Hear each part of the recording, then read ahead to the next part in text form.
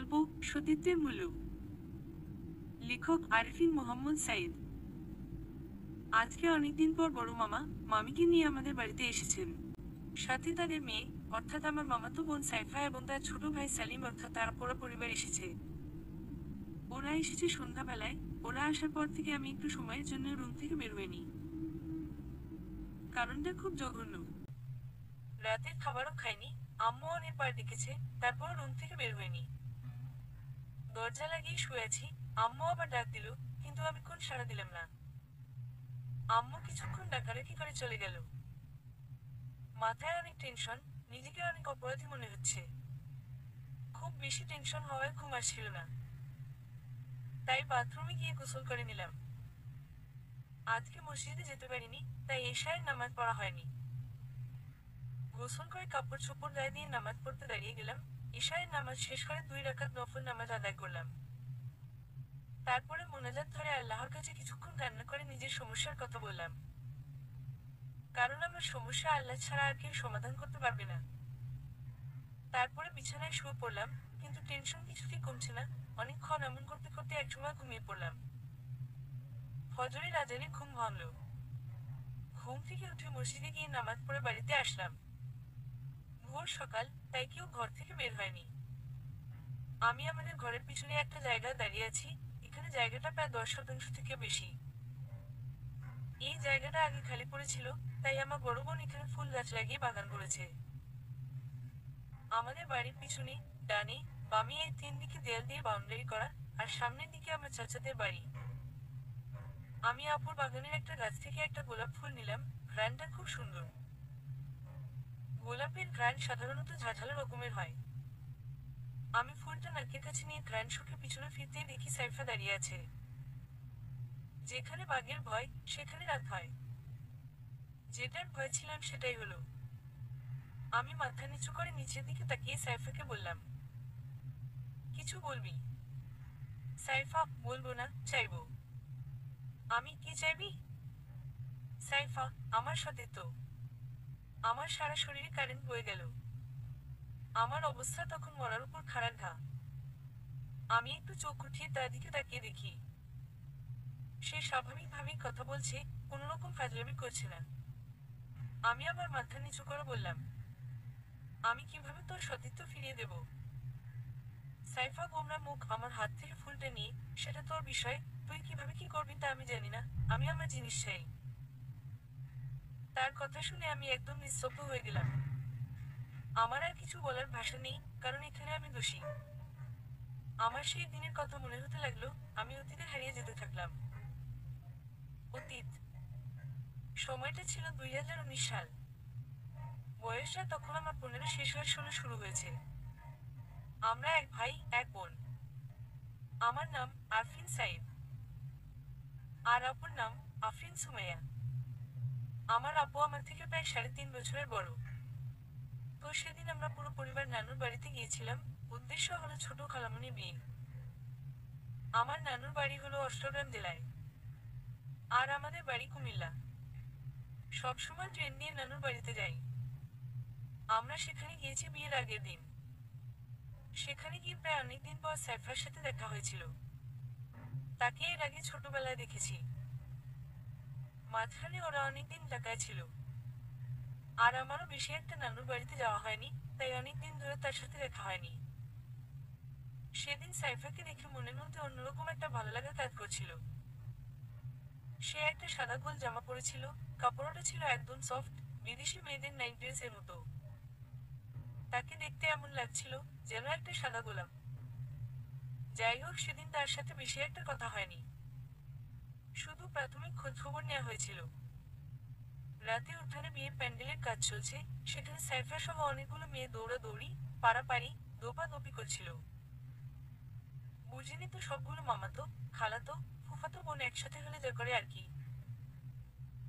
বড় আপু তার সমবয়সীগুলোর সাথে ছাদে বসে গল্প করছে। আর ভেতরে আম্মু সহ সব খালামণিরা মিলে চোর পুলিশ খেলছে। এরাও তাদের মতোই, সবগুলো একসাথে হলে এইসব শুরু করে। করুক, আবার কবে না কবে দেখা হবে, নাকি আর কখনো দেখা হবে না, তার কোন ঠিক ঠিকানা নেই। কিছু আনন্দ উপভোগ করুক। আর আব্বু, দুই মামা এবং সব খালুরা মিলে বিভিন্ন বিষয়ে আলাপ আলোচনা করছে। তো আমি একটু হেঁটে হেঁটে প্যান্ডেলের কাজগুলো দেখছিলাম।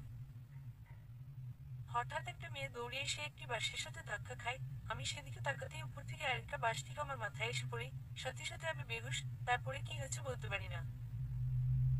বুঝো হওয়ার পর সেদিন প্রথম আমি বেহুশ হয়েছিলাম। তারপরে বা আগে কখনো বেহুশ হয়নি। অনেক রাতে ঘুম ভাঙে, চোখ খুলে দেখি কেউ একজন আমার উপরে শুয়ে আমাকে অনেক শক্ত করে জড়িয়ে ধরে রেখেছে।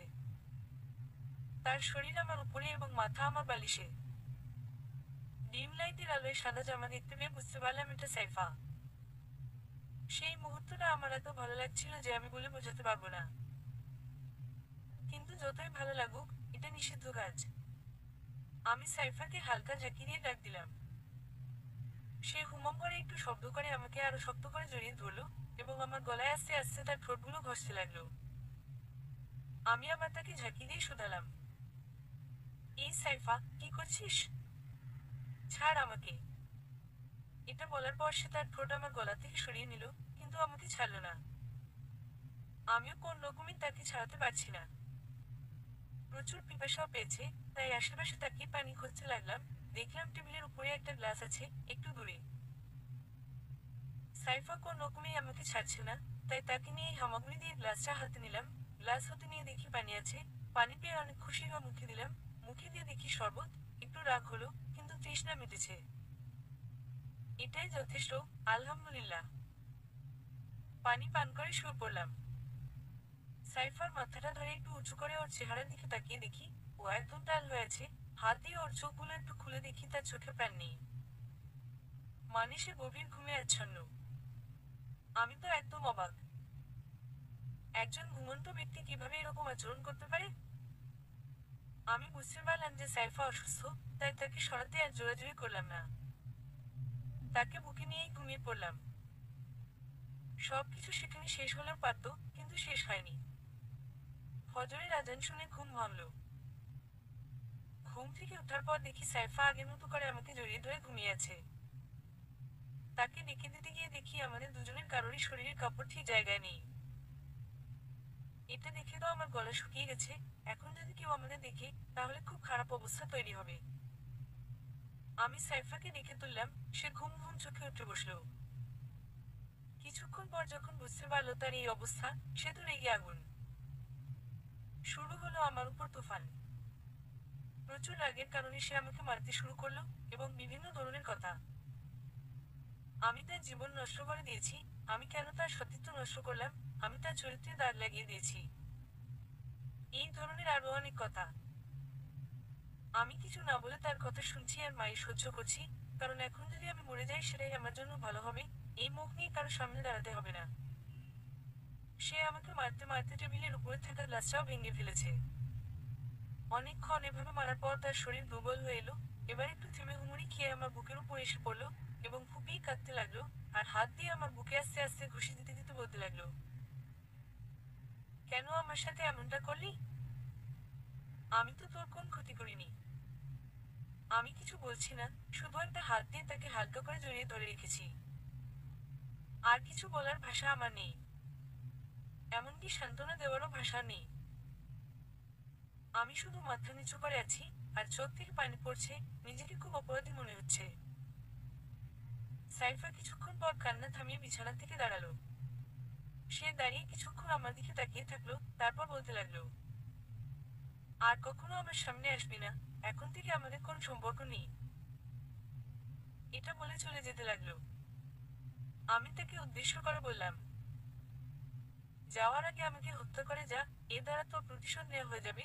আর আমাকে এই মুখ নিয়ে কারোর সামনে দাঁড়াতে হবে না। সাইফা ঘুরে আমার দিকে একটু তাকিয়ে আবার অন্যদিকে মুখ ঘুরিয়ে কান্না করতে করতে চলে গেল। কি করে ফেললাম এটা? আমার তো এমন কোন ইচ্ছা ছিল না।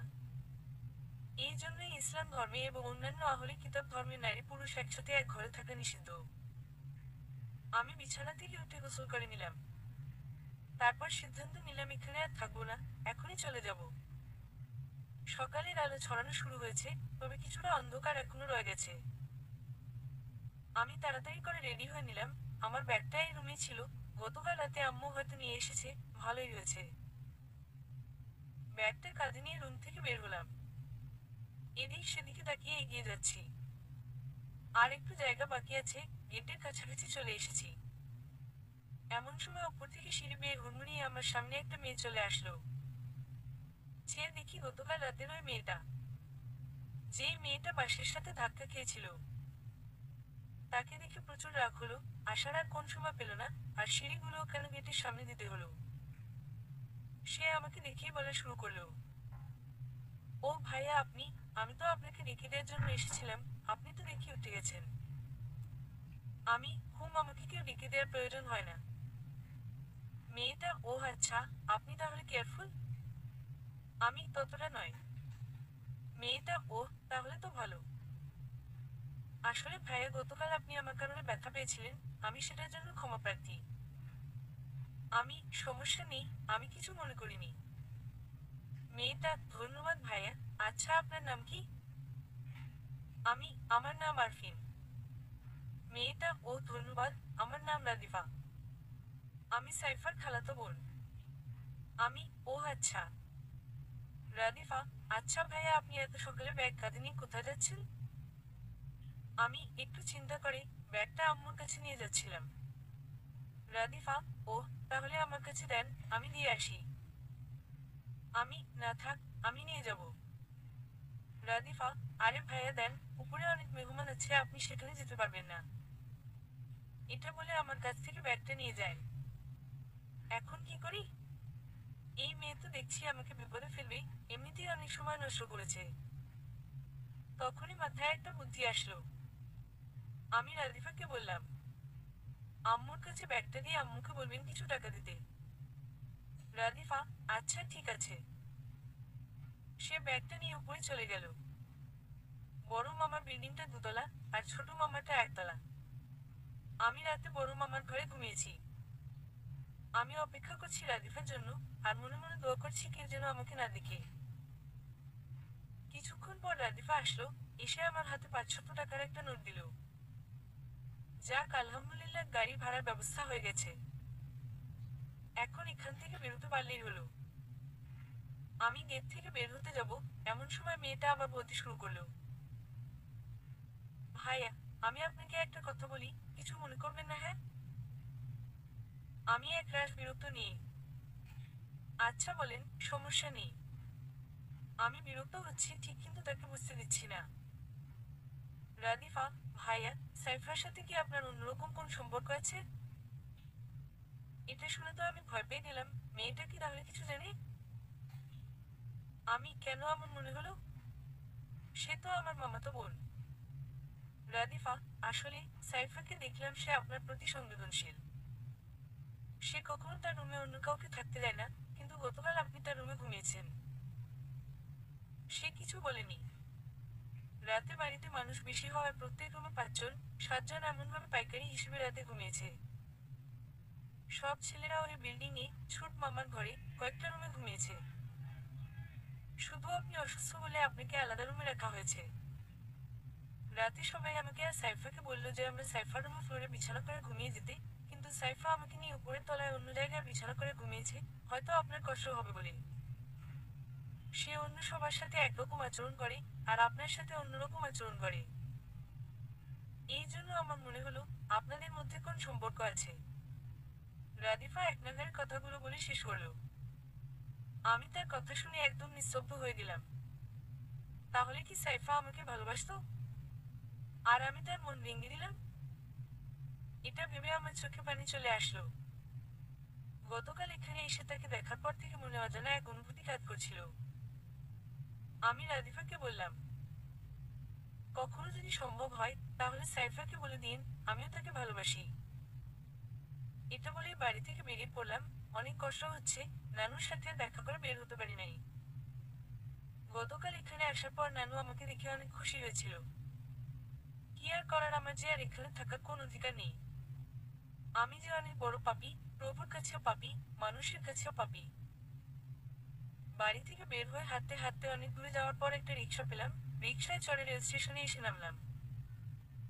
নানুর বাড়ি থেকে রেল স্টেশন কাছেই, তাই এখানে বেশি ঝামেলা নেই। ট্রেন আসবে 8টায়, আর এখন বাজে 6:30। কাউন্টারে গেলাম টিকিট নিতে। কাউন্টারে বসা লোকটি আইডি কার্ড চাইলো। আমার তো আইডি কার্ড নেই। সবসময় আব্বু টিকিট কাটে, তাই কিভাবে টিকিট নিতে হয় জানি না। তাই ভাবলাম সবসময় তো ভিওআইপি ট্রেনে করে চলি, এবার না হয় লোকাল ট্রেনে করেই যাই। তাই লোকাল ট্রেনের একটা টিকিট নিলাম 70 টাকা দিয়ে, আর বাকি টাকা 2 ভাগ করে 2 পকেটে রাখলাম। 1 ভাগ গাড়ি ভাড়ার জন্য, আরেক ভাগ কোন কিছু দরকার হলে সেটার জন্য। পেটে খুব খিদে, কিন্তু খেতে মনে চাচ্ছে না। রাতেও খেতে পারিনি। স্টেশনের পাশে দোকান থেকে একটা কফি নিলাম। কফিটা মুখে দিয়ে দেখি এটাও ভালো লাগছে না, তাই সেটা একটা বৃদ্ধ লোককে দিয়ে দিলাম। ট্রেন আসতে এখনো অনেক সময় বাকি। অনেকক্ষণ অপেক্ষা করার পর ট্রেন আসলো, কিন্তু ভিওআইপি ট্রেন। তাই বসে রইলাম লোকাল ট্রেনের জন্য। আরো 10 মিনিট পরে আসলো লোকাল ট্রেন। ট্রেনে উঠে দেখি একটু বসার জায়গা নেই, তাই বাধ্য হয়ে দাঁড়িয়ে রইলাম। লোকাল ট্রেন কাকে বলে এই প্রথম বুঝতে পারছি। ভিওআইপি ট্রেন যেখানে 2 ঘন্টায় গন্তব্যে পৌঁছে যায়, সেখানে এটা লাগে 6 ঘন্টা। যাই হোক, অনেক সাধনার পর কুমিল্লা এসে পৌঁছলাম। ট্রেন থেকে নামার পর একজন টিটি এসে বলল টিকিট দেখাতে। আমি টিকিটের জন্য পকেটে হাত দিয়ে দেখি টিকিট তো নাই, সাথে আমার টাকা নাই। কেমনটা লাগে? মেজাজটা খারাপ হয়ে গেল। একটার পর একটা ঝামেলা। টিকিট নিয়ে দেখি শুরু হলো টিটির অত্যাচার। টিটি আমার সাথে খারাপ আচরণ করা শুরু করলো। আমি তাকে কোনভাবেই বোঝাতে পারছি না যে আমার টিকিট চুরি হয়ে গেছে। শেষ পর্যন্ত বাধ্য হয়ে অন্য পকেটে থাকা টাকা থেকে তাকে 100 টাকা দিলাম। সে তাও মানছে না, উল্টাপাল্টা কথা বলছে, মানে আরো চাচ্ছে। অনেকক্ষণ তাকে এভাবে তার সাথে ঝামেলার পর অন্য একটা টিটি কোন এক কারণে তাকে রাগ দেয়। সে তার দিকে তাকাতেই আমি তার সামনে থেকে চলে আসলাম। তার সাথে কথা বলে মাথা ধরে গেছে। যাই হোক, তারপরে বাসে উঠে বাড়িতে চলে আসলাম। বাড়িতে পৌঁছতে সন্ধ্যা হয়ে গেল। ঘরের চাবি আমার কাছে নেই, তাই আমার বড় চাচার বাড়িতে গিয়ে উঠলাম। তাদের দরজায় নক করার পর আমার চাচাতো বোন সামিয়া আপু দরজা খুলে দিল। দরজা খুলে আমাকে দেখে অবাক হয়ে জিজ্ঞেস করলো, কিরে তুই চলে আসলি যে? অন্য সবাইও কি চলে এসেছে? আমি না, শুধু আমি এসেছি। সামিয়া আপু, কি বলিস? চাচিকে, আমার আম্মুকে বলে এসেছিস? আমি না বলি নাই, ঘরের ফোনটা দিয়ে কল করে বলে দাও আমি বাড়িতে চলে এসেছি। এটা বলে আমি ঘরে ঢুকে একটা রুমে গিয়ে বিছানায় শুয়ে পড়লাম। আমি তাদের ঘরে নিজের ঘরের মতোই থাকি, তারাও আমাকে অনেক আদর করে। চাচার 2 মেয়ে 1 ছেলে। তার মধ্যে সামিয়া আপু সবার বড়। তারপরে একটা ছেলে, ছেলেটার বয়স 10 বছর। আর আরেকটা মেয়ে একদম ছোট, তার বয়স 2 বছর। চাচার ছোট মেয়েটার নাম মাইমুনা, তার জন্যই এই বাড়িতে একটু বেশি আসা হয়। সারাদিন আমার কাছে থাকে, আমারও অনেক ভালো লাগে।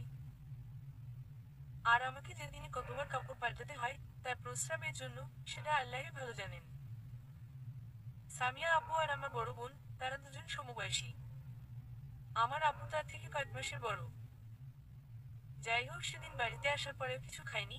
রাতে চাচি নিজে ভাত নিয়ে এসে 2 লোকমা খাইয়ে দিয়েছেন। আরও দিলে আমি আর খাইনি। সেদিন থেকে শুরু করে আমি একদম নিশ্চুপ হয়ে যাই। লোকজনের সাথে তেমন একটা মিশি না। কথাবার্তা কম বলি। একা একা ঘরে বসে বসে সময় কাটাই। এমন করতে করতে আমি মানসিকভাবে কিছুটা অসুস্থ হয়ে পড়ি। মানে পাগল হইনি, তবে অসুস্থ হয়ে যাই। তখন থেকে আব্বু আমাকে অনেক ডাক্তারের কাছে নিয়ে যায়, এবং আম্মু আর আব্বু মিলে আমাকে সব রকম ভাবে সেবা যত্ন করতে থাকে। এমন ভাবে অনেক সময় পর আল্লাহর রহমতে আমি সম্পূর্ণ সুস্থ হয়ে উঠি। বর্তমান। ওই সময় থেকে নিয়ে প্রায় 5 বছর হয়ে গেছে। তখন পড়তাম নিউটেনে আর এখন অনার্স প্রথম বর্ষের পরীক্ষা দিয়েছি। এতদিন পরে এসে সেই আগে ঝামেলা পোহাতে হচ্ছে। সাইফা এখনো আমার সামনে দাঁড়িয়ে আছে, হাতের ফুলটা নাকের কাছে নিয়ে ঘ্রাণ শুকছে। সে আবার বলা শুরু করলো, যদি এটা না পারিস, তাহলে অন্য কিছু দিয়ে এটার মূল্য পরিশোধ কর। অবশ্যই আমি যেটা চাই সেটাই দিতে হবে। তার কথা শুনে আমি যেন আমার প্রাণ ফিরে পেলাম। তার দিকে তাকিয়ে জিজ্ঞেস করলাম, কি চাই তোর? বল। আমি আমার সবকিছু দিয়ে হলে তোর চাওয়া পূরণ করার চেষ্টা করব। সাইফা, আমার সবকিছু দরকার নেই, তোকে হলেই চলবে। এটা বলে একটা মুচকি হাসি দিয়ে চলে গেল। আমি তো একদম বোকা হয়ে তার যাওয়ার পথে তাকিয়ে আছি। আজকে সারাদিন বাইরে বাইরে কাটিয়েছি, কিছুক্ষণ চাচাদের বাড়িতে, কিছুক্ষণ এখানে সেখানে, এমন করতে করতে সন্ধ্যা হয়ে গেছে। মাগরিবের নামাজ পড়ে বাড়িতে এসেছি। সাইফার কথাটা বারবার মাথায় ঘুরপাক খাচ্ছে। কিভাবে কি করব বুঝতে পারছি না। তবে এতটুকু বুঝতে পারছি যে সে বিয়ের মাধ্যমে একটা সমাধান করতে চাচ্ছে। কিন্তু আমি এটা কিভাবে আব্বু আম্মুর কাছে বলবো? এটা করার সাহস আমার নেই। আর এই বয়সে বিয়ে কেউ মেনে নেবে না, আবার সেটা যদি হয় সাইফার সাথে। কারণ সাইফার বিয়ের ব্যাপারে আলোচনা চলছে, হয়তো মামা ছেলে পছন্দ করে ফেলেছে। সবকিছু মিলিয়ে অনেক ঝামেলায় আছি। সারাদিন অনেক চিন্তা ভাবনা করেছি, কিন্তু কোনভাবেই কোন সিদ্ধান্ত নিতে পারছি না। আজকে যখন সামিয়া আপুদের বাড়িতে ছিলাম, তখন আপু আমাকে একা একা বসে চিন্তা করতে দেখে অনেকবার জিজ্ঞেস করেছে, কি চিন্তা করছি? আমি শুধু হেসে উড়িয়ে দিয়েছি। কারণ এটা বলার মতো কথা নয়। ওহ, আরেক কথা, সামিয়া আপুর বিয়ে হয়ে গেছে 2 বছর হয়। তার একটা ছেলে আছে, মাশাআল্লাহ পুরা আপুর মতোই সুন্দর। তার নাম লিখেছে আয়মান। আয়মানের বয়স এখন 13 মাস চলে।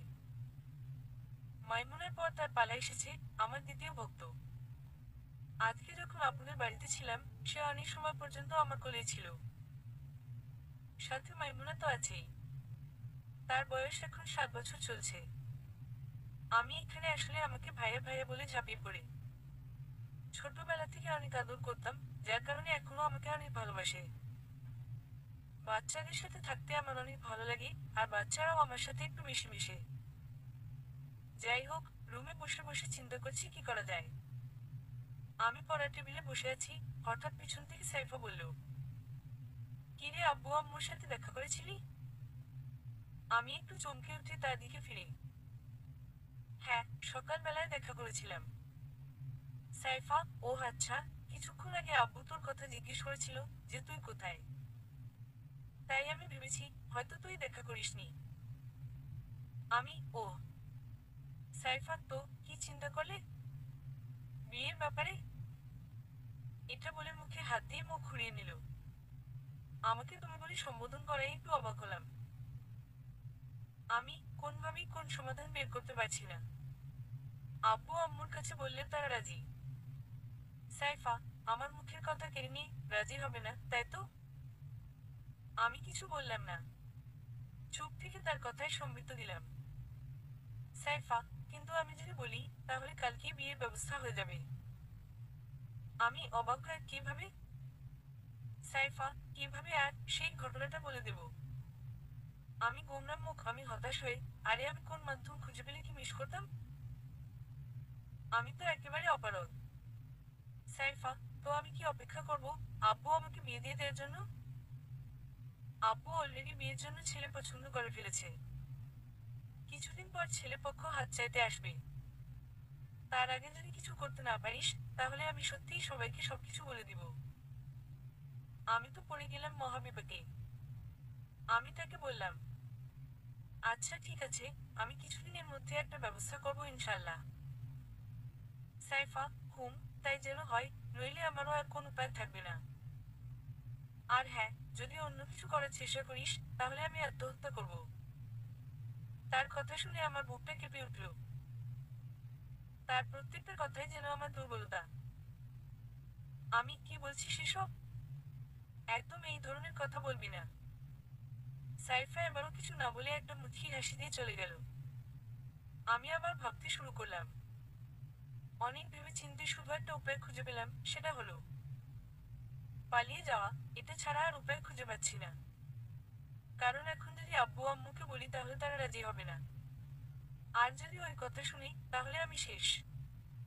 এমনিতেই আমি আব্বুকে অনেক ভয় পাই। আর বদনাম তো সাথে ফ্রি। পালিয়ে গেলেও বদনাম হবে, তবে এটা চেয়ে কম। সবকিছু চিন্তা ভাবনা করে আমার এক বন্ধুর কাছে ফোন দিলাম। বন্ধু বলতে ছোটবেলার বন্ধু, বড় হয়ে কারোর সাথে বন্ধুত্ব করিনি। সে অনেকবার আমাকে অনেক সাহায্য করেছে এবং আমিও তাকে যখন প্রয়োজন হয়েছে সাহায্য করেছি। তার নাম আরাফ। তাকে কল দিয়ে সবকিছু বুঝিয়ে বললাম। তখন সে বলল, কিরে ভাই, কি এমন হলো যে তোর মতো একটা দরবেশ ছেলে পালিয়ে বিয়ে করতে চাচ্ছে, যে কখনো রিলেশন পর্যন্ত করে নাই? আমি, শালা চুপ থাক। তুই তো আমাদের সামনে দরবেশ সেজে তলে তলে প্রেম করে পালিয়ে বিয়ে করেছিস। যাই হোক, এখন তুই আমাকে সাহায্য করবি কিনা বল। আরাফ, বন্ধু তরে সহযোগিতা না করে কারে করবো বল? তুই শুধু বল কিভাবে কি করবি, বাকিটা আমরা সামলে নেব। আমি, পালিয়ে এখন কোথায় যাব সেটা তো বুঝতেছি না। আরাফ, এক কাজ কর, চট্টগ্রাম চলে যা। সেখানে নাইম আর আরমান, আমাদের বন্ধু, দুজন থাকে। তারা তোদেরকে একটা বাসার ব্যবস্থা করে দিবে। আর ভালো একটা কাজের ব্যবস্থাও। আমি, আচ্ছা ঠিক আছে, ধন্যবাদ ভাই। আরাফ, ধন্যবাদ দেওয়ার কিছু নেই, পরে সবকিছু উসুল করে দিতে হবে। হেসে হেসে। আমি, আচ্ছা ঠিক আছে ঠিক আছে। আরাফ, বন্ধু আরেকটা কথা। আমি, বল। আরাফ, আসলে ভাই, আমি সত্যিই অনেক অবাক, তোর মতো একটা পোলা কেন পালিয়ে বিয়ে করার সিদ্ধান্ত নিল। সত্যি আমার কাছে অবিশ্বাস্য মনে হচ্ছে। আমি, তুর্কিদের একটা প্রবাদ আছে, যেটার অর্থ এমন: ভয় এবং আবেগ, এই দুইটা জিনিস মানুষ কে সবকিছু করতে বাধ্য করে। তার সাথে কথা বলে ঘুমিয়ে পড়লাম। অনেক রাতে আবার সাইফা এসে আমাকে ডাক দিল। আমি উঠে বললাম, কি হয়েছে? এত রাতে আবার আসি কেন? সাইফা, কাল সকালে চলে যাব, একদম ভোরে রওনা দিতে হবে। তাই তোর সাথে একটু কথা বলতে এলাম। কিছু কি করতে পেরেছিস? আমি একটু মুচকি হেসে মাথা নাড়ালাম। সাইফার সাথে সাথে আমাকে জড়িয়ে ধরলো এবং কান্না করতে শুরু করলো। তার এই কাজ দেখে আমার সেদিনের কথা মনে পড়ে গেল। সেদিন সে এভাবেই আমার বুকে পড়ে কেঁদেছিল। আজকেও আমি তাকে সান্ত্বনা দেওয়ার জন্য কোন ভাষা খুঁজে পাচ্ছি না। উল্টা আমার নিজের চোখ দিয়ে পানি পড়ছে। কিছুক্ষণ পর সে উঠে সেদিনের মতো চলে গেল। আমিও ঘুমিয়ে পড়লাম। সকালে ঘুম থেকে উঠে মসজিদে গেলাম নামাজ পড়তে। নামাজের পর মসজিদ থেকে বের হয়ে একটু হাঁটাহাঁটি করে ঘরে আসলাম। ঘরে এসে দেখি মামা মামি বাড়িতে যাওয়ার জন্য প্রস্তুত হচ্ছে। কিছুক্ষণ পর আমাদেরকে বিদায় জানিয়ে তারা বের হয়ে গেল। আমি এবং আব্বু মিলে তাদেরকে রাস্তা পর্যন্ত এগিয়ে দিয়ে আসলাম। সাইফা চলে যাওয়ার এক সপ্তাহ পর আরাফ বাড়িতে এসেছে। আমি গিয়ে তার সাথে কথা বলে সবকিছু কনফার্ম করলাম। সিদ্ধান্ত হলো সাইফাদের বাড়িতে গিয়ে তাকে নিয়ে আসবো। আর আমার অন্য আরেক বন্ধু আরমান তার প্রাইভেট কার নিয়ে আসবে। আরাফের সাথে সবকিছু আলোচনা করে বাড়িতে চলে আসলাম। বাড়িতে এসে নিজের রুমে ঢুকে দেখি আপু আমার রুমে বসে আছে। আমি আপুকে দেখে একটু অবাক হলাম আর জিজ্ঞেস করলাম, আপু, কিছু বলবে নাকি? আপু, না। আমি, ওহ, তাহলে কেন এসেছো? মানে অন্য সময় তো এভাবে এসে বসে থাকো না। আপু, কাজ না থাকলে কি আসতে পারবো না নাকি? না, এখন তো বড় হয়ে গেছিস, এখন আর আমার সাহায্যের প্রয়োজন হয় না। আপুর এমন কথা শুনে আমি আপুর একটা হাত বুকে জড়িয়ে ধরে বললাম, কি সব বলছো আপু? তুমি ছাড়া কি আমি কখনো চলতে পেরেছি? আপু, তুমি কি আমার সাথে কোন বিষয় নিয়ে রাগ করেছো? তুমি রাগ করলে আমার একটুও ভালো লাগে না। রাগ না করে আমাকে বলো কি হয়েছে। আপু মুখটাকে একটু অভিমানের মতো করে বলল, অনেক রাগ করেছি। আমি, কেন আপু? আমি আবার কি করলাম? আপু, অনেক কিছু করেছিস, অনেক অপরাধ।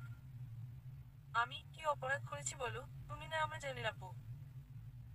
এবার আপু একটু মুচকি হেসে, অপরাধ বলা যাবে না, তবে তোকে এর জন্য শাস্তি ভোগ করতে হবে। আমি, কি শাস্তি দিবে দেও, তোমার শাস্তি আমি মাথা পেতে মেনে নেব। আপু, মেনে নিবি তো? আমি, হ্যাঁ। আপু, রেডি হয়ে নে, কিছুদিন পর তোর বিয়ে। এটাই তোর শাস্তি। আপুর কথা শুনে তো আমার মাথায় আকাশ ভেঙে পড়ল। আমি আপুকে বললাম, আপু, দুষ্টামি করো না। তোমার বিয়ের আগে কি আব্বু আমাকে বিয়ে করাবে নাকি? আগে তোমাকে বিয়ে দিবে। আর আমি তো এখনো অনেক ছোট। আপু, হুম, ছোট মানাইতে আসে। সত্যি কথা বলছি, আব্বু তোর বিয়ে ঠিক করেছে। আমি কি বলো, কার সাথে ঠিক করেছে? আমাকে তো কিছু বলেনি। আপু, সেটা আব্বুকে গিয়ে জিজ্ঞেস কর, আমি বলবো না। এটা বলেই আব্বু রুম থেকে বের হয়ে গেল। আমি তো পড়ে গেলাম মহা বিপদে। এখন দেখছি কালকের মধ্যেই সবকিছু করতে হবে। সাইফা যদি এই কথা শুনি, তাহলে আমার অবস্থা নাজেহাল হয়ে যাবে। আমি এই কথাগুলো ভাবছি, এমন সময় সাইফা কল দিল। আরে কি, এখনই কল দেওয়ার প্রয়োজন হলো? আমি আল্লাহর নাম নিয়ে কল রিসিভ করলাম। ফোন কানে দিয়ে সালাম দিলাম। সাইফা সালামের উত্তর দিয়ে বলল, তোমার আব্বু নাকি তোমার জন্য বিয়ে ঠিক করেছে? তার কথা শুনে তো আমার গলা শুকিয়ে গেছে। আমি একটু পানি খেয়ে বললাম, কে বললো এটা? সাইফা, যেই বলেছে সেটা দেখে লাভ নেই। এখন বল, আমার বিষয়ে কি ভেবেছিস?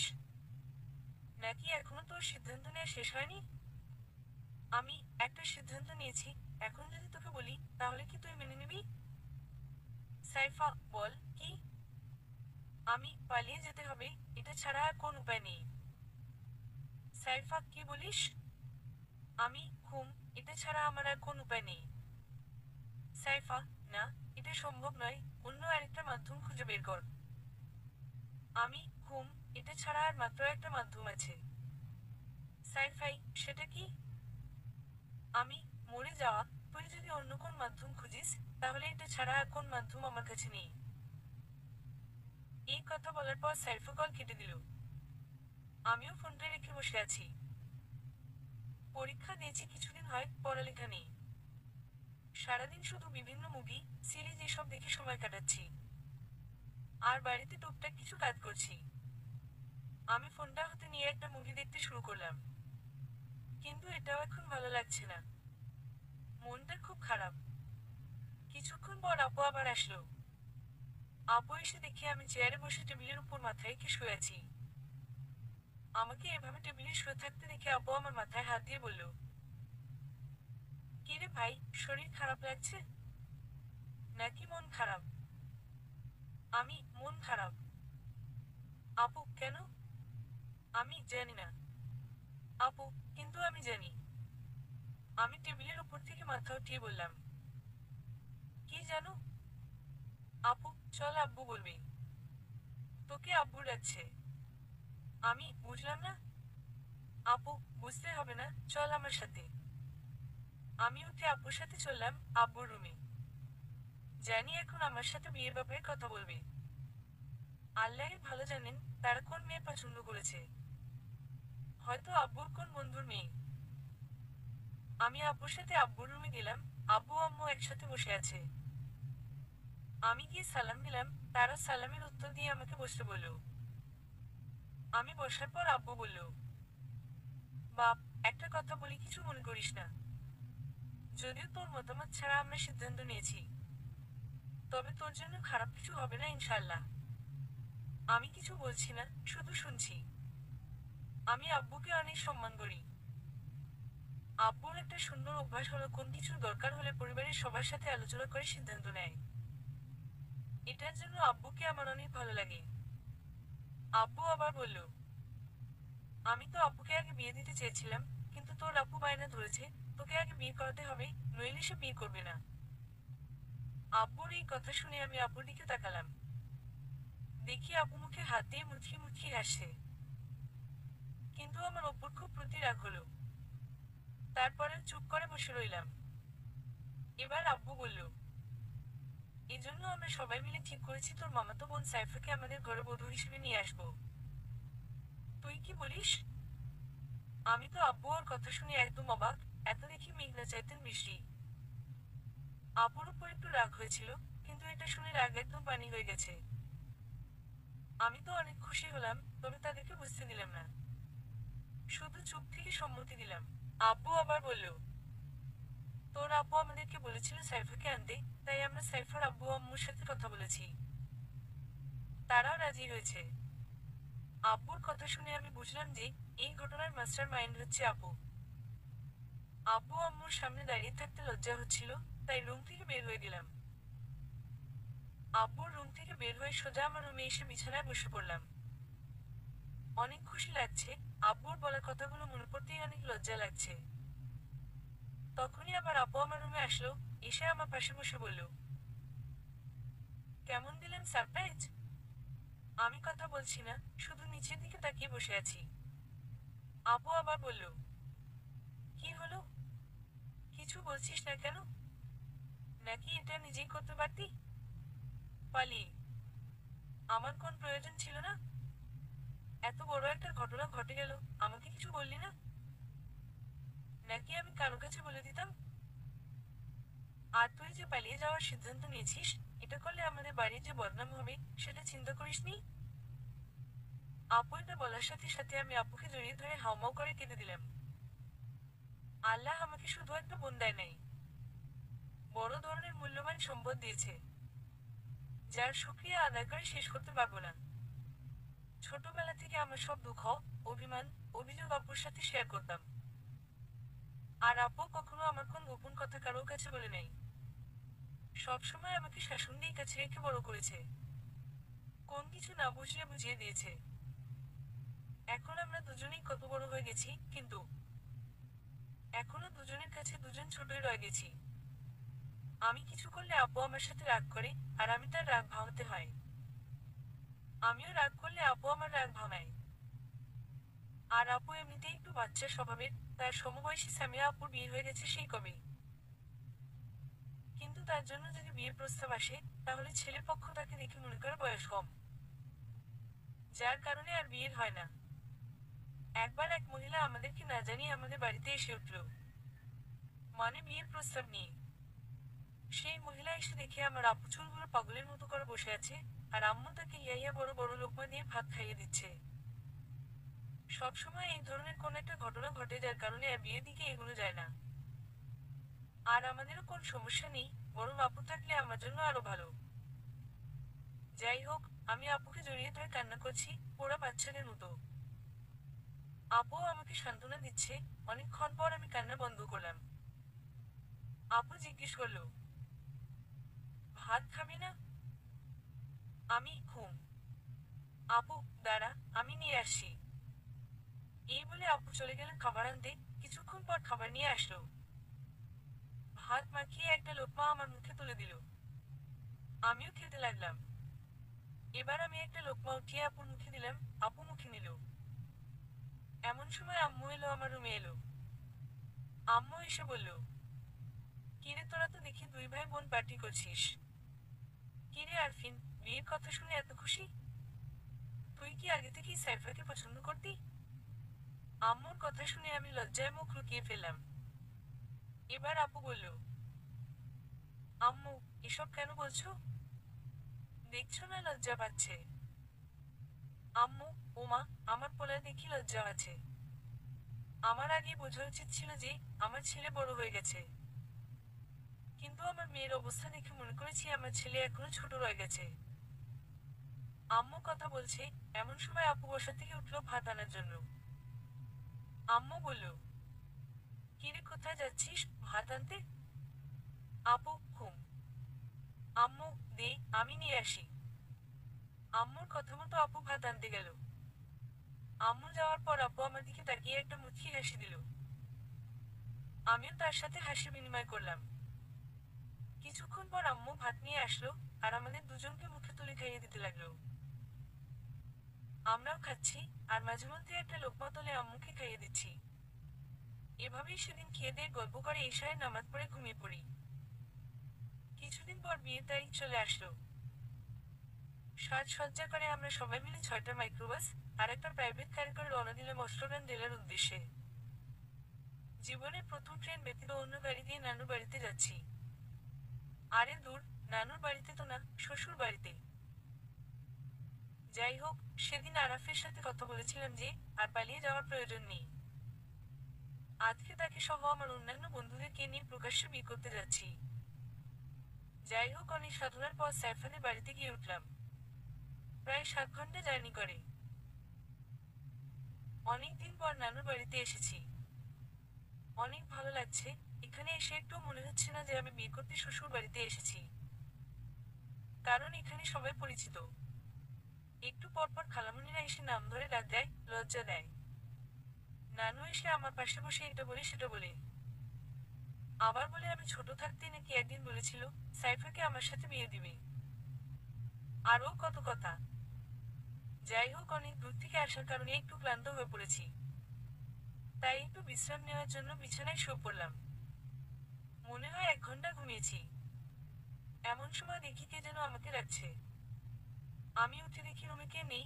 কতগুলো মেয়ে এসে আমাকে দুলাভাই দুলাভাই বলে ডাকছে। দেখি সেই মেয়েটাও ওই যে বাসের সাথে ধাক্কা খেয়ে আমার মাথা ফাটিয়ে দিয়েছিল, তাদের সাথে আছে। সে এসে বলল, শেষ পর্যন্ত তাহলে আপনাদের ভালোবাসার পূর্ণতা পেল। আমি ভালোবাসা? এটা আবার কি জিনিস? রাদিফা: ওরে বাবা, একজন মাসুম মানুষ পাওয়া গেছে। ভালোবাসা কি সেটা তিনি জানেন না। আমি আচ্ছা ঠিক আছে, তো কেমন আছেন? রাদিফা: এই তো আলহামদুলিল্লাহ। যদি সাইফার মতো একজন প্রেমিক মানুষ পেতাম তাহলে আরো ভালো থাকতাম। আমি এই মাইয়ে কয় কি? রাদিফা: বোন, এই কথা যদি আমার বন্ধুরা জানে তাহলে দেখবা তোমার সাথে লাইন মারার জন্য কিভাবে আসে। এখন এসব কথা বাদ দাও। জরুরি কিছু বলার থাকলে বলো। রাদিফা: জরুরি কথা হলো, আজকে আমাদেরকে 20,000 টাকা দিতে হবে। আপনারা দূর থেকে এসে ক্লান্ত হয়ে রয়েছেন, তাই গেট ধরতে পারিনি। আর খালু গেট ধরতে নিষেধ করেছে, তাই আর সাহসও করিনি। এখন আগে আগে বলে রাখছি, আপনাকে তো হাত ধোয়াতে পারবো না। কিন্তু মিষ্টি মুখ করে দেব, সেখানে কিন্তু 20,000 টাকা দিতে হবে। আমি হ্যাঁ, আমি কি কামাই করি যে তোমাদের চাহিদা মতো টাকা দিব? রাদিফা: সেটা দেখে আমাদের কি লাভ? হয়তো টাকা দিবেন, নইলে আপনার একটা বন্ধুর সাথে প্রেম করব। আমি আরে প্রেম করলে পাপ হয়। রাদিফা: তাহলে টাকা নিলে তো আর পাপ হবে না, টাকা দিলে প্রেম করব না। এটা বলার পর অন্য একটা মেয়ে বলছে, এই রাদিফা, দুলাভাইয়ের বন্ধুরা আসছে। রাদিফা: আসুক, একটারে আজকে প্রপোজ করব। আমার সমবয়সী সাইফার বিয়ে হয়ে যাচ্ছে, আমি কি শুধু তাকিয়ে তাকিয়ে উপভোগ করব? আমি রাদিফা: বোন, এদেরকে নিয়ে তাড়াতাড়ি যাও, নইলে সমস্যা হবে। তারপর তাদের সাথে দাঁড়িয়ে থাকা ছোট মামার মেয়েকে সম্বোধন করে বললাম, রাইসা, বোন আমার, ওদেরকে নিয়ে তাড়াতাড়ি যা এখান থেকে। রাদিফা বলল, রাইসা, যেও না, আমাদেরকে 20,000 টাকা দেওয়ার প্রতিশ্রুতি দিলেই আমরা যাব।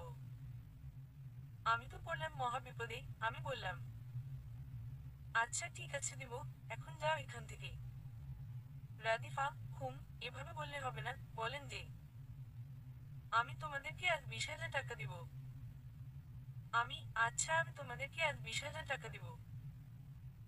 এখন তাড়াতাড়ি বের হও। অনেক কষ্টে তাদেরকে বের করলাম, কিন্তু আমার বন্ধু নামক ফাজিলগুলো মেয়েগুলোকে রুম থেকে বের হতে দেখেছে। এখন এরা এসে আমাকে বিভিন্ন রকমের প্রশ্ন শুরু করেছে। মেয়েগুলো কেন এসেছে? আমি প্রেম করব, একটা মেয়েকে সেটিং করিয়ে দিই, এই ধরনের অনেক কথা। আমি এদেরকে বুঝিয়ে সুঝিয়ে অনেক কষ্টে থামালাম। যাই হোক, সেদিন অনেক ঝামেলার পর বিয়েটা শেষ হলো। এবং বিয়ের পর সত্যি সত্যি শালা শালিদেরকে 20,000 টাকা দিতে হয়েছে। শালা শালি তো না, সবগুলোই ভাই বোন। অবশ্য আমি দেইনি, আম্মু দিয়েছে। তারপরে আর কি আবার বেক করলাম কুমিল্লা। আহ, কি দুঃখ। নানুর বাড়ি দূরে হওয়ায় খুব আফসোস হতো যে নানুর বাড়িতে বেশি যেতে পারি না। এখন দেখি সেই জায়গায় শ্বশুর বাড়ি হয়েছে। এখন তো আরো কপাল খারাপ। যাই হোক, প্রভু কখনো খারাপ সিদ্ধান্ত নেয় না। বাড়িতে আসতে আসতে রাত বেজে গেছে প্রায় 1টা। পথে একটা জায়গায় নেমে 1 ঘন্টার মতো জিরিয়ে নিয়েছিলাম। এই জন্য আরো একটু দেরি হয়েছে। গাড়ি থেকে নামার পর দেখি আমার মাথা ঘুরেছে। আমি ভাবলাম ঘরে গিয়ে ঘুমিয়ে পারবো। তখনই মনে হলো, সাইফাকেও তো আমিই নিয়ে যেতে হবে। জেগে থাকলে আপনি আসতে পারতো, কিন্তু সে ঘুমিয়ে আছে। আমি সাইফাকে বাজার করে নিয়ে ঘরের দিকে রওনা দিলাম। এমনিতে জানতাম মেয়েরা নাকি একটু বেশি ভারী হয়, কিন্তু সাইফাকে কোলে নেওয়ার পর দেখি সে তেমন একটা ভারী না। যাই হোক, সাইফাকে কোলে করে ঘরে নিয়ে খাটে শুয়ে দিলাম। আর আমি ওয়াশরুমে গিয়ে হাত মুখ ধুয়ে বের হলাম। আজকে বাড়িতে কেউ ছিল না, তাই বাসর ঘর সাজানো হয়নি। আর এখন তো কিছু করার সময়ও নেই। রাত বাজে 1:30। আমি তোয়ালে দিয়ে হাত মুখ মুছছি। এমন সময় আপু আসলো। আপু এসে বলল, ভাই, কিছু মনে করিস না, আজকে রুমটা সাজাতে পারিনি, অথচ আজকে তোর বাসর। কালকে ইনশাআল্লাহ সুন্দরভাবে সাজিয়ে দেব। আমি, আপু, কি বলছো এসব? আমার তো লজ্জা লাগছে। আপু, ওরে বাবারে, আমার ভাই তো দেখি বড় হয়ে গেছে, এখন সে লজ্জাও পাচ্ছে। আচ্ছা যাই হোক, কালকে ইনশাআল্লাহ সুন্দরভাবে একটা বাসর ঘর তৈরি করে দেব। আমি, আপু, তুমি আমার জন্য যা করেছো সেটাই অনেক কিছু। আল্লাহ হয়তো আমাকে সবচেয়ে বড় পুরস্কার হিসেবে তোমাকে দিয়েছে। আল্লাহর এই নিয়ামতের শুকরিয়া আদায় করে আমি কখনো শেষ করতে পারবো না। আপু, হ্যাঁ, আমাকেও আল্লাহ পুরস্কার হিসেবে একটা ভাই দিয়েছে, যে ভাই কখনো আমার কোন কথার অবাধ্য হয়নি। আমিও আল্লাহর এই নিয়ামতের শুকরিয়া আদায় করে শেষ করতে পারবো না। আমি, আচ্ছা আপু, তুমি আমাদের এই বিষয়টা জানলে কি করে? নিশ্চয়ই সাইফা বলেছে, তাই না? আপু বললেন, না, সাইফা বলেনি। কিন্তু কিভাবে জেনেছি সেটা বলবো না। আমি, আরে আপু বলো না। আপু, বলা যাবে না। যদি বলে দেই তাহলে এই পদ্ধতিতে আর কখনো কোন কিছু জানতে পারবো না। এটা বলে আপু রুম থেকে বের হতে লাগলো। আমি আপুকে বললাম, আপু, আমার জন্য একটা থাকার জায়গা করে দাও, এখানে তো আর থাকতে পারবো না। আপু, কেন থাকতে পারবি না? সে তো এখন তোর বউ। এখন তো কোন সমস্যা নেই। আমি, তারপরেও আজকে এখানে থাকবো না, ভালো লাগছে না। আপু, আচ্ছা ঠিক আছে, ড্রয়িং রুমে থাকবি। আমি, না। আপু, তাহলে দোতলার রুমে চলে যা। আমি, ঠিক আছে, ওখানেই ভালো হবে। আপু, আচ্ছা, আমি বিছানা গুছিয়ে দিচ্ছি, তুই চলে আয়। আমি, আচ্ছা, আসতেছি। আপু চলে গেল দোতলায়। আমি মাথায় একটু তেল দিয়ে রুম থেকে বের হলাম। কিন্তু কিছু একটা জিনিস আবার রুমে ঢুকতে বাধ্য করলো। রুমে ঢুকে দেখি সাইফা হাতগুলো দুই হাঁটুর মাঝে দিয়ে ঘুমিয়ে আছে। এটা দেখে বুঝলাম তার ঠান্ডা লাগছে, তাই একটা কাঁথা দিয়ে তার শরীর ঢেকে দিলাম। এমনিতেই কার্তিক মাস চলছে, যার কারণে হালকা ঠান্ডা পড়েছে। আমি টেবিলের উপরে থাকা বাখুর বার্নারে একটা বাখুর ধরিয়ে দিলাম। এটার ঘ্রাণটা খুব সুন্দর। আমি প্রায় সময় বাখুর ব্যবহার করি ঘর সুগন্ধি করার জন্য। সবকিছু শেষ করে রুম থেকে বের হয়ে দোতলায় চলে আসলাম। আমাদের বিল্ডিংটা দোতলা করা হয়েছে ঠিক, কিন্তু কেউ এখানে থাকে না। সবগুলো রুমে সকল কাজ কমপ্লিট, কিন্তু রুমগুলোতে খাট বিছানো হয়নি। শুধু একটা রুমে খাটে বিছানো হয়েছে, এটাতে শুধুমাত্র আব্বু এসে মাঝে মাঝে শুয়ে থাকে। আর কেউ তেমন একটা এখানে আসে না। দোতলায় গিয়ে দেখি আপু বিছানা ভাঁজ করে বিছানায় বসে আছে। আমাকে দেখে বলল, কিরে বউরে, ছাইরা আসতে ভালো লাগে না বুঝি? এটা বলে আপু একটা মুচকি হাসি দিল। আমি তো লজ্জায় শেষ। আপু আবার বলল, কখন বিছানা ভাঁজ করে বসে আছি, 10 মিনিট হয়ে গেছে। মাঝখানে একবার নিচে থেকে ঘুরে এসেছি। এমন হলে সাইফার সাথেই থেকে যা। যতই হোক বউ বলে কথা। আপুর প্রত্যেকটা কথায় আমার এতটাই লজ্জা লাগছে বলে বোঝানো সম্ভব না। আমি বললাম, আপু, তুমি কি এখন শুধু আমাকে লজ্জা দেবে? আপু, লজ্জার কি আছে, যা দেখেছি তাই তো বললাম, যাও এখানেই ঘুমা গিয়ে। আমি, না থাক, এখানেই থাকবো। আপু, আচ্ছা ঠিক আছে, ঘুমা। রাতে যদি আবার বউয়ের ভালোবাসা ধরে পড়ে, তাহলে কিন্তু আবার ওই রুমে যেতে পারবি না।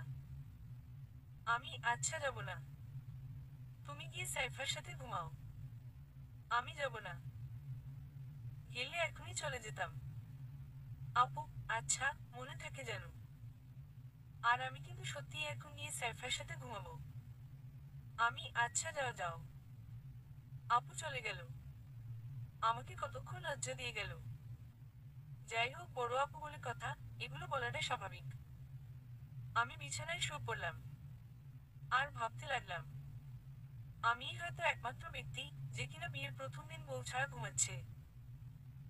আর সাইফার সাথে ঘুমানোর সাহসও আমার নেই। কেন জানি শুধু সেই দিনের কথাটা মনে পড়ে যায় আর অনেক খারাপ লাগে।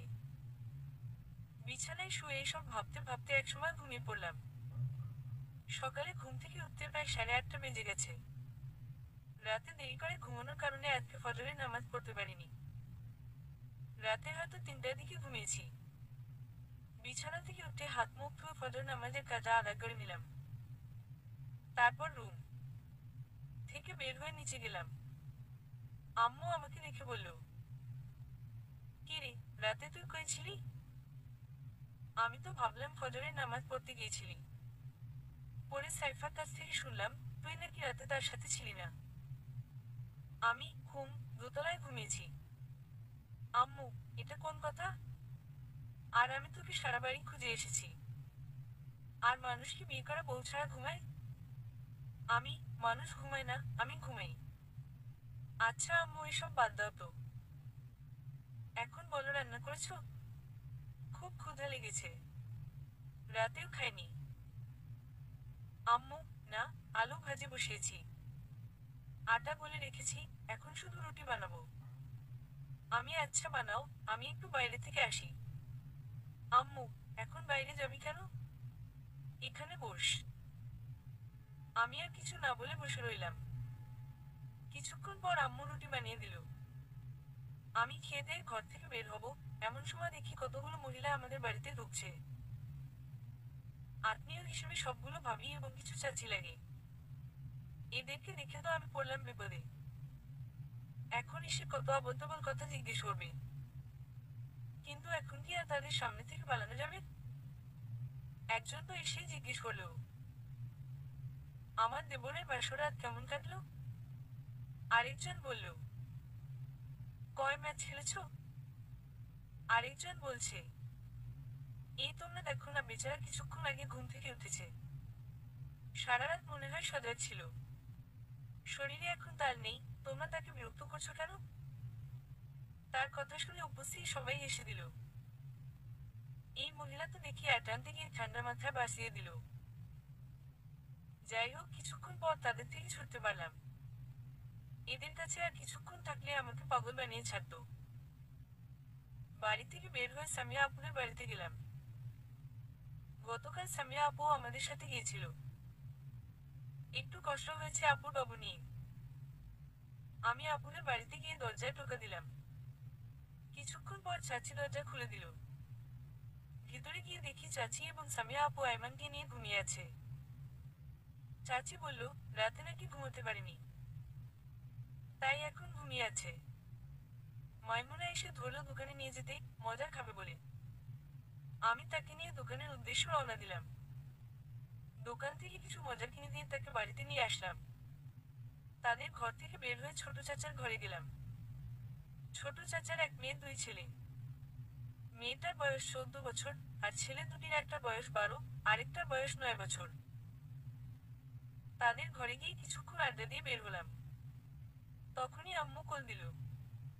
আমি কল রিসিভ করে কানে দিলাম। আম্মু বলল আব্বুর সাথে বাজারে যেতে হবে। আব্বু সদা পাতি কিনে আমার কাছে দিয়ে ভার্সিটিতে চলে যাবে। আমার আব্বু একজন ভার্সিটির প্রফেসর। আমি আম্মুর কথা মতো বাড়িতে চলে আসলাম। বাড়িতে এসে আব্বুর সাথে বাজারে চললাম। বাজার থেকে ফিরে আসলাম 9:30টার সময়। বাড়িতে আসার কিছুক্ষণ পরেই আমার বন্ধু নাইম কল দিল। আমি কল রিসিভ করে সালাম দিয়ে বললাম, কি রে, কেন কল দিয়েছিস?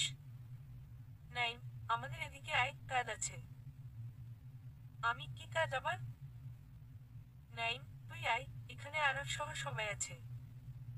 তুই আসলেই বুঝতে পারবি। আমি, আচ্ছা, আসি। এই বলে কল কেটে দিলাম। আম্মুর কাছে বলে বাড়ি থেকে বের হলাম। আসলে আমার বন্ধুদের সাথে আমার বেশি একটা চলাফেরা নেই। প্রত্যেক 1 মাসে, কখনো আবার 2 মাসে একবার দেখা হয়। সবাই সবার পড়ালেখা কাজকর্ম নিয়ে ব্যস্ত। যখন সবাই বাড়িতে থাকে, তখনও আমার তাদের কাছে কম দেওয়া হয়। আরেকটা বিষয় হচ্ছে, আমাদের বাড়ি গ্রামের উত্তর পাড়া, আর ওদের সবার বাড়ি দক্ষিণ পাড়া। নাইমের কথা মতো তাদের বাড়িতে চলে আসলাম। এখানে এসে দেখি সবাই মিলে কোথাও যাওয়ার জন্য প্রস্তুত হচ্ছে। আমি বললাম, কিরে তোরা কি কোথাও যাবি নাকি? নাইম, হ্যাঁ, এজন্যই তো তোকে ডেকে আনলাম। আমি, তোরা গেলে আমাকে কেন রেখেছিস? এবার আরাফ বলল, আমাদের সাথে তুই যাবি। ইতিপূর্বে তুই কখনো আমাদের সাথে ঘুরতে যাসনি। তোকে বললে তুই শুধু বলেছিস তোর আব্বু দিবে না। তাই আজকে তোকে না বলেই নিয়ে এসেছি। আর হ্যাঁ, তোর আব্বুর কাছ থেকে অনুমতি নিয়েছি, চিন্তা করিস না। আমি অবাক হয়ে বললাম, আব্বু যেতে বলেছে? আরাফ, হ্যাঁ। আমি, আচ্ছা ভাই, ঘুরতে গেলে তো কাপড় চোপড়ের প্রয়োজন হবে। সেটা? আরাফ আমার মুখ থেকে কথা কেড়ে নিয়ে বলল, সেটা আমরা ব্যবস্থা করে রেখেছি। এই নিয়ে এগুলো পরে রেডি হয়ে নি। একটা ব্যাগ এগিয়ে দিই। আমি ব্যাগটা হাতে নিয়ে দেখি ব্যাগের ভিতরে দুইটা ট্রাউজার, দুইটা টি শার্ট আর এক জোড়া জুতা রয়েছে। আমি বললাম, কি রে, সব ডবল কেন? এবার কামরুল বলল, আমরা সীতাকুণ্ড যাব। সেখানে গিয়ে ঝর্ণায় গোসল করতে হবে। তাই কাপড় ডাবল নিয়েছি। সীতাকুণ্ড চট্টগ্রাম জেলার একটি উপজেলা।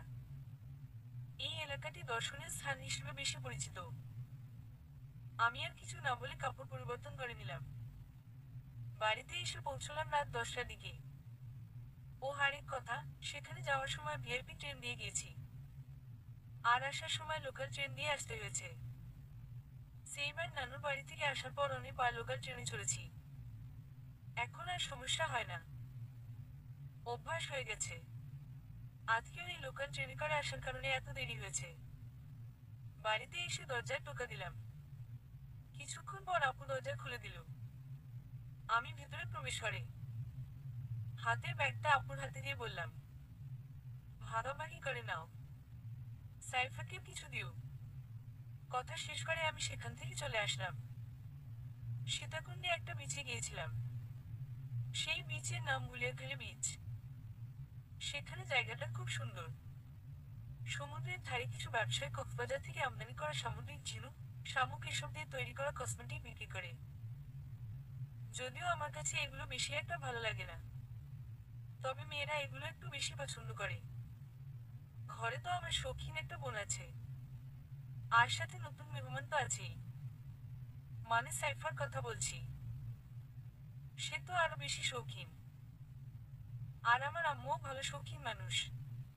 সবার জন্যই কিছু কসমেটিক নিয়ে এসেছি। যাই হোক, আমি ঘরে এসে প্রথমে কাপড় চোপড় পরিবর্তন করে বাথরুমে গিয়ে ফ্রেশ হয়ে নিলাম। তারপর আম্মুর কাছে গেলাম, সেখানে আব্বু ছিল।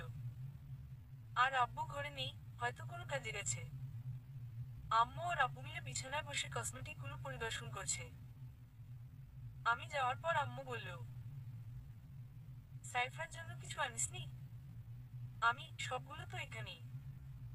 আম্মু, এগুলো তো দেখছি আলাদা কিছু আনিসনি? আমি, আলাদা আর কি আনবো? আম্মু, আরে বোকা পোলা, বউয়ের জন্য সবসময় আলাদাভাবে কিছু আনতে হয়। আমি, ও আচ্ছা, তাই? আম্মু, হুম। আমি, আচ্ছা, এখানে যেগুলো আছে তুমি, আপু এবং সাইফা মিলে ভাগ করে নাও। আরেকটা প্যাকেট কামরুলের ব্যাগে ছিল, সেটা আনতে মনে নেই। সেখানে সামিয়া আপু, মাইমুনা এবং জান্নাত, ছোট কাকার মেয়ে, আর চাচিদের জন্য কিছু এনেছি। সেই ব্যাগে কিছু চকলেটও আছে। ইনশাআল্লাহ আগামীকাল গিয়ে সেটা নিয়ে আসবো। চকলেটের কথা শুনে আমার বন্ধু দেখি লাফিয়ে উঠল। লাফিয়ে উঠে বলল, তুই চকলেটের প্যাকেট আর একজনের ব্যাগে ফেলে এসেছিস? যদি সে চকলেটগুলো খেয়ে ফেলে? তাড়াতাড়ি এক্ষুনি গিয়ে নিয়ে আয়। আমি, আরে, রাত বাজে 10:30। এখন কি তারা সজাগ থাকবে? সবাই হয়তো ঘুমিয়ে পড়েছে। আমি একদম ভোরে গিয়ে নিয়ে আসবো। আপু, না, তুই এখনই যা। তুই যদি এখন পর্যন্ত সজাগ থাকতে পারিস, তাহলে তারা কেন ঘুমিয়ে পড়বে? তারাও তো তোর সাথে এসেছে। আমি, আরে আপু, এখন তো রাস্তাঘাটে নিরাপদ না। আমি সত্যি বলছি, একদম ভোরে নিয়ে আসবো। এটা বলার পর আপু শান্ত হলো। তারপর আম্মু বলল, ভাত খাবি না? আমি কুমিল্লা এসে একটা রেস্টুরেন্টে নাস্তা করেছিলাম। আম্মু, তাহলে এখন ঘুমোতে যা। সাইফা তোর জন্য বসে আছে। আম্মুর কথায় আমি একটু লজ্জা পেলাম। তখনই আব্বু বলল, থাক, লজ্জা পেতে হবে না, এখন ঘরে যা। আজ কি সুন্দর করে রুমটা সাজিয়ে দিয়েছি। আর টেবিলের উপরে এক গ্লাস শরবত রেখেছি। রাতে পিপাসা পেলে পান করিস। বলা শেষ করে আব্বু একটা মুচকি হাসি দিল। আপুর কথা শুনে আমি একটু চমকে উঠলাম, কিন্তু আম্মুকে কিছু বুঝতে দিলাম না। তখনই আম্মু আব্বুকে উদ্দেশ্য করে বলল, দুধ রাখসনি? আপু, সেটা তো আছেই। আম্মু, আচ্ছা ঠিক আছে। আরফিন, দুধটা তুই আর সাইফা মিলে খেয়ে নিস। আমি তো লজ্জায় শেষ, আর রাগও উঠছে। কারণ রুমে গেলে সাইফা কি করবে আল্লাহ মালুম। আমি একটু রেগে আম্মুকে বললাম, না, আমি সবটাই খেয়ে ফেলবো। দেখো গিয়ে, তোমার ভাইজি হয়তো গ্লাস খালি করে ফেলেছে। আমার কথা শুনে আম্মু আর আপু হাসতে হাসতে গড়িয়ে পড়ছে। হাসি থামিয়ে আপু বলল, আচ্ছা থাক, সাইফাই দুধ শেষ করলে তোর জন্য অন্তত শরবতটা রেখে দিবি। এখন আমার সাথে আয়। এই বলে আপু আমার হাত ধরে রুমে বাহিরে নিয়ে গেল। তারপর বলল, এখন বাসর ঘরে যা, তোর বউ তোর জন্য বসে আছে। আর সকালে তাড়াতাড়ি ঘুম থেকে উঠবি। আমার চকলেটগুলো যেন আমি সময় মতো পেয়ে যাই। আমি, আচ্ছা ঠিক আছে। আর চকলেট কিন্তু শুধু তোমার জন্য না, বাড়ির অন্য সবার জন্য। আপু, আচ্ছা ঠিক আছে, এখন যা। এই বলে আমাকে ধাক্কা দিয়ে রুমের ভিতরে ঢুকিয়ে দিল। আমি তো একদম বোকা হয়ে গেলাম। এতক্ষণ এত সুন্দর করে কথা বলে এখন এভাবে ধাক্কা দিয়ে ভিতরে ঢুকিয়ে দিল। আমি মাথা নিচু করে রুমে প্রবেশ করলাম। রুমে ঢুকে প্রথমে সালাম দিলাম, কিন্তু উত্তর আসলো না। তাই আমি মাথা উঠিয়ে দেখি বিছানায় কেউ নেই। এটা দেখে মনটা একটু শান্ত হলো। বিছানার দিকে তাকিয়ে দেখি খুব সুন্দরভাবে সাজিয়ে রেখেছে। নিশ্চয়ই আপু আর সামিয়া আপু মিলে সাজিয়েছে। রুমটা এভাবে সাজানো দেখে অনেক ভালো লাগলো। যাই হোক, সাইফা রুমে নেই, হয়তো ওয়াশরুমে গেছে। আমি দুই হাত বুকে রেখে মাথা উপরের দিকে তুলে চোখ বন্ধ করে বললাম, আল্লাহ, যাক সাইফাই রুমে আসার আগেই ঘুমিয়ে পড়ি। এই বলে বিছানার কাছে গেলাম। বিছানায় উঠতে গিয়ে দেখি খাটের পাশে একটা টুলের উপর দুইটা গ্লাস রাখা আছে। একটা গ্লাস হাতে নিয়ে দেখি এটা খালি। এটাতে মনে হয় শরবত রাখা ছিল। আরেকটা গ্লাস হাতে নিয়ে দেখি এটাতে দুধ রাখা আছে। আর গ্লাসের চারপাশে লিপস্টিক লাগানো। মাইয়া মানুষ কেমন ফাজিল, আমি যেন দুধ না খেতে পারি, তাই গ্লাসের চারপাশে ঠোঁট দিয়ে লিপস্টিক লাগিয়ে রেখেছে। যাক, যে ভরাইছে সেই খাবে। আমার এত খাওয়ার শখ নেই। এখন সাইফা আসার আগেই ঘুমিয়ে পড়ি। আমি বিছানায় উঠতে গিয়ে থেমে গেলাম। নতুন বউয়ের জন্য এত সুন্দর করে সাজানো বিছানাটা নষ্ট করতে বিবিকে সায় দিচ্ছি না। ভাবলাম বাহিরে চলে যাই, সাইফাই এসে ঘুমিয়ে পড়লে তারপর আমি ঘুমাবো। বাহিরে যাওয়ার জন্য প্রস্তুত হয়ে পিছনের দিকে তাকিয়ে দেখি সাইফাই আমার পড়ার টেবিলে বসে বসে আমার পায়চারি দেখছে। একটা পা চেয়ারের উপরে আরেকটা পা ঝুলিয়ে রেখে একটা কলম মুখে দিয়ে বসে আছে। আর মুখে মুচকি হাসির আভা। হয়তো আমার কাণ্ড দেখে হাসছে। আমি তো শুধু অবাক। আরও অবাক হলাম তার গায়ে সাদা জামা দেখে। ঠিক সেদিনের জামাটার মতো। আমি আবার মাথা নিচু করে নিলাম। কেমন যেন একটা খারাপ লাগা কাজ করছে। এমনিতেই সেদিনের ঘটনাটা মনে পড়লে মন খারাপ হয়ে যায়, আর এখন তো আমার সামনে সেই ঘটনার জলজ্যান্ত স্মৃতি উপস্থিত। আমি নিচের দিকে তাকিয়ে একদম সোজা হয়ে দাঁড়িয়ে আছি। সাইফা চেয়ার থেকে উঠে এসে আমার হাতটা ধরল এবং টেনে বিছানায় নিয়ে গেল। বিছানায় বসে জিজ্ঞেস করলো, রুমে এসে আবার চলে যাচ্ছিলে কেন? আমি তার কথার উত্তর না দিয়ে চুপ করে বসে আছি। তখন সে আবার বলল, কি হলো? কথা বলছো না যে? আমি, খারাপ লাগছিল। সাইফা, কেন? আমি জানি না কেন, তবে তোমার সামনে আসতে খারাপ লাগছিল। সাইফা, তাই? আমি, ঘুম। সাইফা, এখন আসলে যে? আমি, সাইফা, আচ্ছা ঠিক আছে, এখন এসব বাদ দেও। আসল কথা বলি, তুমি কি আমাকে আগে থেকে ভালোবাসতে? আমি কথা না বলে শুধু মাথা নাড়িয়ে সম্মতি দিলাম। সাইফা, কখনো তো কিছু বললে না। আমি যদি জোর না দিতাম তাহলে হয়তো কখনো কিছুই করতে না। আচ্ছা, আব্বু যদি আমাকে অন্য জায়গায় বিয়ে দিয়ে দিত, তাহলে কি হতো ভেবে দেখেছো? আমি তো তোমার মধ্যে ভালোবাসার কোন নমুনাই দেখতে পাইনি। অথচ মানুষ ভালোবাসার জন্য কত কিছু করে। সাইফা আমার দিক থেকে মুখ ঘুরিয়ে সামনের দিকে তাকিয়ে কথাগুলো বলল। তার কথায় আমার চোখ ভিজে উঠল। আমি নিজেকে কন্ট্রোল করতে না পেরে চোখের পানি ছেড়ে দিলাম। তারপর বললাম, ভালোবাসার জন্য হয়তো অনেক কিছুই করতাম, কিন্তু আমার কপালে যে কলঙ্কের দাগ লেগে আছে। আমি কিভাবে বুঝবো যে আমি যাকে ভালোবাসি সে আমাকে ক্ষমা করবে কিনা? সে তো আমাকে বলে দিয়েছে কখনো যেন তার সামনে না যাই। আর আমি বা কিভাবে এই মুখ নিয়ে তার সামনে দাঁড়াবো?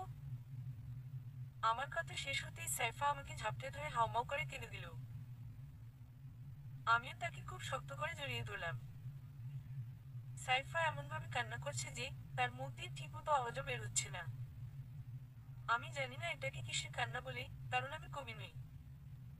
তবে এতটুকু বুঝতে পারি, এটা দীর্ঘদিনের অভিমানের কান্না। এতদিনে কত অভিমান সে জমিয়ে রেখেছে আল্লাহ ছাড়া কেউ জানে না। হয়তো এই অভিমানের নামে ভালোবাসা। অনেক সময় পর সাইফাই কান্না থামিয়ে আমাকে জড়িয়ে ধরে রেখে বলল, সেদিনের কাজের জন্য তোমার বা আমার কোন দোষ ছিল না। আমি তাহলে?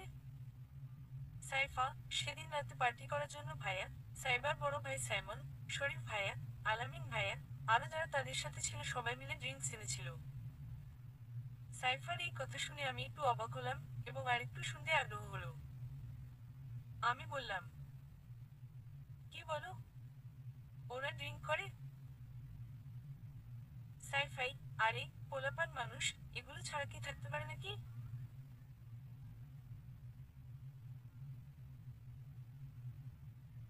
আমি, আচ্ছা তারপর? সাইফা গোমরা মুখ আমাকে ছেড়ে দিয়ে সোজা হয়ে তারপর সবগুলো মিলে এইসব খেয়ে গিয়ে কাকার ঘরে টাল হয়ে ঘুমিয়ে পড়লো। এই ফাঁকে কোন একজন আল্লাহর বান্দা একটা গ্লাসে শরবতের সাথে এগুলো মিশিয়ে আমাকে খেতে দিল। আমি আধা গ্লাস খেয়ে টেবিলের উপরে রেখেছি। তারপর তুমি আবার উঠে বাকিটা খেয়ে নিয়েছো। তারপর আর কি? কাম সাকসেসফুল। যদিও সেই নিকৃষ্ট ব্যক্তি যেটা চেয়েছিল সেটা হয়নি। আমি, সেই ব্যক্তি কি চেয়েছিল? সাইফাই, সে চেয়েছিল আমাদের আত্মীয়দের মধ্যে ভাঙ্গন সৃষ্টি করতে। যদি তার প্ল্যান অনুযায়ী আমি আব্বুকে বলতাম, তুমি আমাকে কিছু করেছো, তাহলে তোমাদের সাথে আমাদের সম্পর্ক নষ্ট হয়ে যেত। সাইফার কথা শুনে আমি অনেক অবাক হলাম। আজকে সাইফার একটা কথা গোপন রাখার কারণে আমাদের আত্মীয়দের মধ্যে ফাটল ধরেনি। আমি তো খুশির চোটে সাইফাকে কোলে নিয়ে বিছানা থেকে নেমে নাচতে শুরু করলাম। আর শুকরিয়া আদায় করতে লাগলাম। আল্লাহ হয়তো আমাকে বউ নামক অনেক বড় একটা নিয়ামত দান করেছেন। আলহামদুলিল্লাহ। আমার এরকম পাগলামি দেখে সাইফাই হাসতে হাসতে বলল, আরে পাগল, কি করছো? সবাই ঘুমিয়ে আছে। থামো। আমি সাইফাকে বিছানায় বসিয়ে দিয়ে আমি বসে গেলাম। তারপর সাইফাই বলল, এভাবে নাচানাচি করলে হবে না, এখনো তো আমাকে প্রপোজ করো নাই। ভালোবাসলে মানুষ প্রথমে প্রপোজ করে। এখন যাও, ফুল এনে আমাকে সুন্দর মতো প্রপোজ করবো। আর হ্যাঁ, এখান থেকে কোন ফুল নিতে পারবে না, বাইরে থেকে একদম তাজা ফুল নিতে আসো। আমিও বাধ্য ছেলের মতো বাইরে চলে আসলাম ফুল নিতে। এখন আপুর বাগান থেকেই ফুল নিতে হবে, আর সকালে আপুর বকা শুনতে হবে। বাগানে ফুল বেশি থাকলে আপু কিছু বলে না, কিন্তু যখন কম থাকে তখন কাউকে নিতে দেয় না। আমি একটা সাদা রঙের গোলাপ নিয়ে ঘরে আসলাম। রুমে ঢোকার পর দেখি সাইফাই একটা লাল শাড়ি কাপড়ের ঘুমটা পরে বিছানায় বসে আছে। আমি বিছানার কাছে যাওয়ার পর সে বিছানা থেকে নেমে আমার পায়ে হাত দিয়ে সালাম করলো। আমি তো অবাকের পরে অবাক। সালাম করার পর সে উঠে দাঁড়ালো। আমি তার ঘুমটা তলে তার কপালে হালকা করে একটা চুমু খেলাম। তারপর হাঁটু গেড়ে বসে ফুলটা সামনের দিকে এগিয়ে দিয়ে বললাম, ওহে সাদা গোলাপ, আমি রোদে পড়ে শুকিয়ে যাওয়া শক্ত মাটি, তুমি কি আমার বুকে ফুলবে? সাইফা আমার হাত থেকে ফুলটা নিয়ে বলল, যদি ভালোবাসা দিয়ে রাখতে পারো, আমি ততক্ষণ পর্যন্ত অপেক্ষা করব, যখন তুমি বৃষ্টিতে ভিজে নরম হয়ে উঠবে। আমি বসা থেকে উঠে সাইফাকে জড়িয়ে ধরে বললাম, ইনশাআল্লাহ, আল্লাহ যতদিন তৌফিক দান করবেন, ভালোবাসা দিয়ে আগলে রাখবো। তারপর দুজন সাজিয়ে রাখা বিছানায় শুয়ে পড়লাম। কি ভাবছেন? গল্প এখানে শেষ? আরে না, ভোর ৫টার দিকে কে যেন আমার রুমের দরজায় ঠাস ঠাস ঠাস ঠা ঠা ঠা ঠাস ঠাস করে বাইরাচ্ছে। এরকম আওয়াজ শুনে আমি ঘুম থেকে লাফিয়ে উঠে বললাম, আরে কি হলো? দেখি আমার বড় বোন বলছে, তাড়াতাড়ি আমার চকলেটগুলো নিয়ে আয়। আমি মাথায় হাত দিই। ও আল্লাহ গো! মাথায় হাত, মাথায় চোখের সাথে মুখে হাসি। সমাপ্ত।